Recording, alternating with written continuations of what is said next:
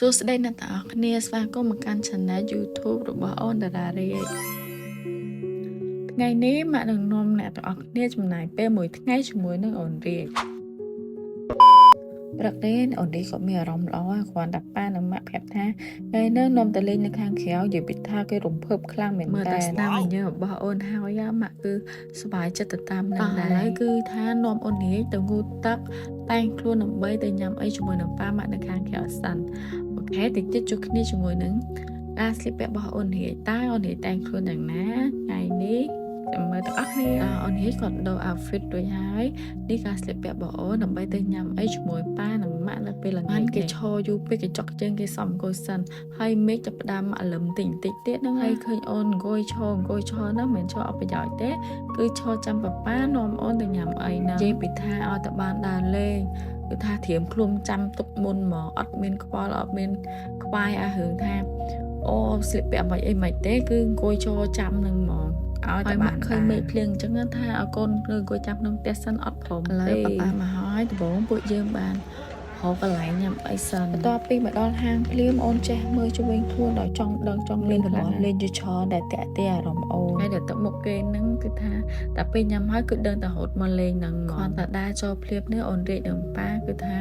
កំងមហូបតែអូនរាយមិនដឹងកំងមហូបអីខ្លះទេគាត់បើកចោះបើកឡើងចេះទេដល់ពេលដែលយើងរងចាំមហូបហ្នឹងអូនរាយគាត់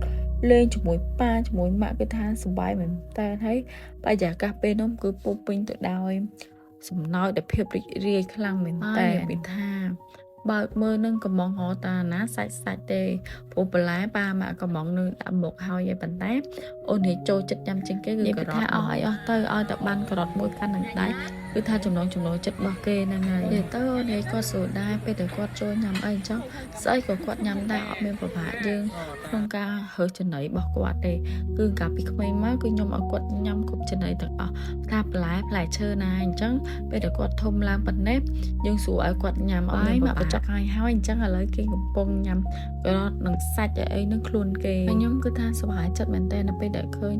កូនមកញ៉ាំអីចឹងទៅគាត់ញ៉ាំបាន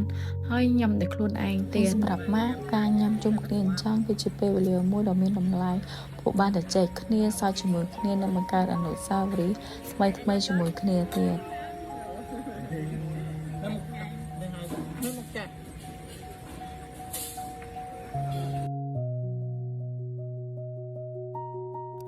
មានអីសប្បាយចិត្តជាងពេលដែលឃើញកូនមានសុខភាពល្អរហ័សរហួនធ្វើអីដែលខ្លួនឯងបានចឹងទេឃើញអូនទូចចំអិនចឹងឯណាប៉ុន្តែអូនមកខួប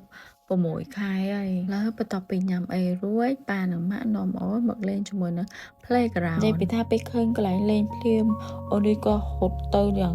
សប្បាយចិត្តអូនឡើងទៅរំអិលខ្លួនហើយជារបស់លេងហ្នឹងនិយាយទៅមើលទៅគ្មានហត់អីមិនទេថ្ងៃហ្នឹងគេបានលេងជាមួយបងប្រុសគេនិយាយពីថាគេលេងមួយគ្នាសប្បាយមែនតើតាមមើលពួកគេសើចនិងរត់លេងជាមួយគ្នាធ្វើឲ្យម៉ាក់មានអារម្មណ៍ថាកក់ក្ដៅខ្លាំងម៉ាក់គ្រាន់តែឃើញស្នាមញញឹមរបស់កូនមានសុខភាពល្អសើចសប្បាយនិងចំណាយពេលជាមួយគ្រួសារគឺម៉ាក់សប្បាយចិត្តខ្លាំងណាស់វាមានតម្លៃបំផុតម៉ាក់នឹងបន្តថតវីដេអូនៅរក្សាទុកអនុស្សាវរីយ៍ទាំងនេះបីថ្ងៃមួយពេលដែលអូនធំឡើងអូននឹងត្រឡប់មកមើលហើយចងចាំថា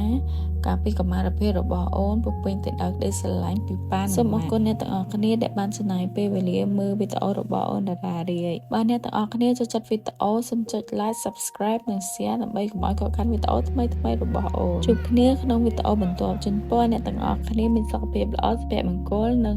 អរគុណសម្រាប់ការគាំទ្រជានិច្ចបាយបាយ